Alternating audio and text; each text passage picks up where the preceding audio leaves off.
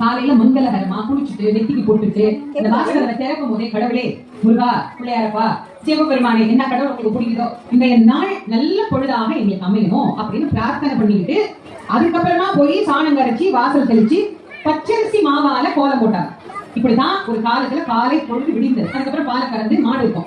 பாலை கறந்து அந்த பாலை கொண்டு வச்சு காய்ச்சி சுவாமிக்கு ஒரு டம்ளர் நைவேத்தியம் பண்ணினா ஒரு அந்தனர் அக்னி வளர்த்து யாகம் பண்ணினா எவ்வளவு புண்ணியம் வருமோ அவ்வளவு புண்ணியம் ஒரு பெண்ணுக்கும் குடும்பத்துக்கும் வருமா.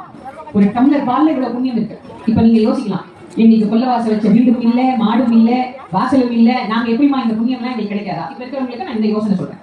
காலையில எந்திரிச்சு கொல்ல வாசல் இல்லைன்னா பாத்ரூம் கதவை திறந்து பாத்ரூம்ல போய் குளிச்சுட்டு வந்து வாச கதவை திறந்து நமக்கு இப்ப வாசல் தெளிக்க வழி இருந்தால் வெறும் தண்ணி தெளிக்க கூடாது, கொஞ்சோண்டு ஒரு சிட்டிகை மஞ்சப்பொடி போட்டுக்கோங்க.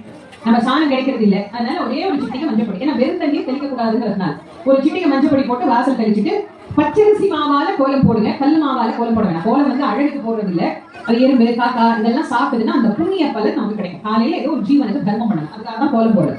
அதனால கோலம் போட்டுட்டு நீ அந்த கோலம் போட்டு முடிச்ச உடனே பாக்கெட்ல இருக்கிற பால் எடுத்து கொண்டு வந்து காய்ச்சி சுவாமிக்கு ஒரு டம்ளர்ல வச்சு நைவேத்தியம் பண்ணீங்கன்னா பசும்பால் அளவுக்கு புண்ணியம் கிடைக்கலன்னா கூட பாக்கெட் பால் அளவுக்காக புண்ணியம் கிடைக்கும். புண்ணியத்தை தேடிக்க வழி இருக்கு. ஆனா நாங்க தான் என்ன காஸ்ட்லியா நைட்டி எல்லாம் கிடைக்குது. நல்ல ஒரு 5 நைட்டி காஸ்ட்லி நைட்டி வாங்கி வச்சுக்கோங்க. ஏன்னா நீங்க போடுறீங்க பாக்கிறதுக்கு இங்கிட்டு தான் முடியும். நைட்டின்னு ஒரு சில பேர் போடுறத பாத்தீங்கன்னா ஏதோ மிஷினுக்குள்ளேயே அந்த அம்மாவே வச்சு தச்சா மாதிரி இருக்கும். அதை விட கொடுமை அது முட்டி காலுக்கு மேல தூக்கிட்டு நிற்கும். அதுக்கு கீழே உள்பாவாட கரகரகரன்னு ஊரையே கூட்டும்.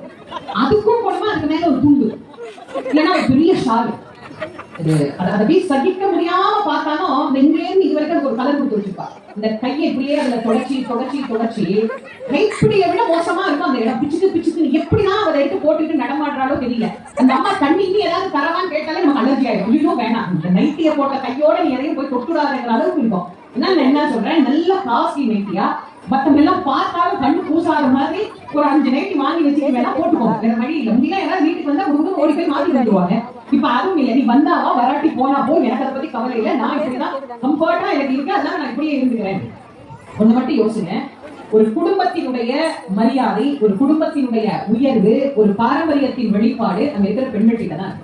ஒரு வீட்டுல இருக்கிற பெண் எப்படி இருக்கிறாரோ அப்படித்தான் அந்த பெண்ணை பற்றி அந்த குடும்பத்தை பற்றி ஒரு எண்ணம் நமக்கு தோணும்.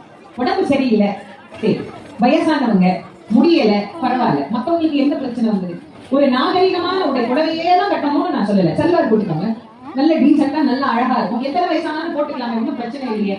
காலையில கதவை திறக்கும் போதே சிலமோ இந்த கோலத்தோட நீ யோசிச்சு பாரு. நான் பல கூட அப்படி பெண்களை வாசல்ல பாக்குறதுனால நான் சொல்றேன், காலையில எந்திரிக்கும் போதே இந்த கோலத்தோட